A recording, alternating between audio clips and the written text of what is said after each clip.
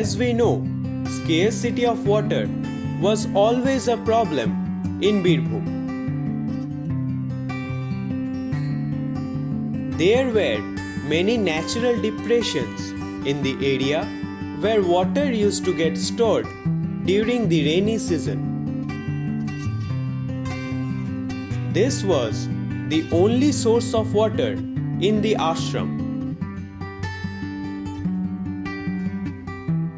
Rabindranath Tagore did a lot to improve the situation. Lal Bandh is a lake situated in the south of Kopai South Main Canal. This was a natural depression in the land where water used to get stored. The name Lal Bandh originates from its Bengali meaning red lake. The laterite soil in the area gives it a red essence. Natyaghar or theatre hall of Vishwabharati is in the south of Lal Bandh. Shamoli, a house of Tagore himself, is also very near to it. This lake had connections with the Kopai river farther north. The overflowed water from the Lal Bandh used to go into the Kopai. However, when Tagore reconstructed the lake, he decided to store the water.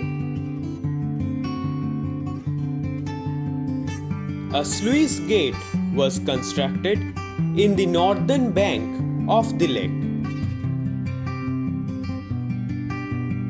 Sluice means a water channel controlled by a gate. Opening the gate used to take the water from Lal Bandh to Kopai.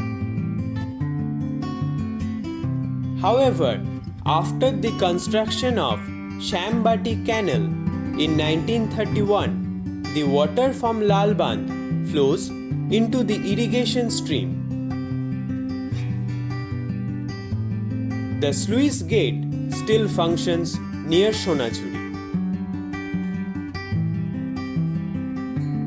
Ballabhpur Wildlife Sanctuary was constructed in 1977 in the western bank of Lal Bandh.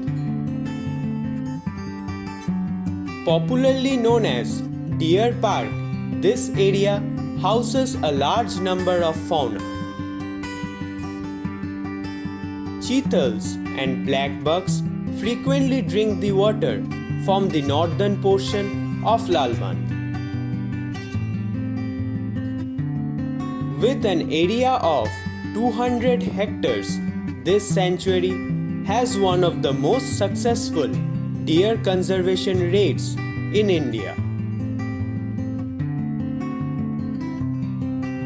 Lal Bandh today has been divided with roads in between. It is home to a large number of migratory and residential birds. During winter, birds from Southeast Asia gather here. The northeastern corner of the lake is important to washermen. Many families do their laundry activities in Lal Bandh. This lake is a place of tourist attraction.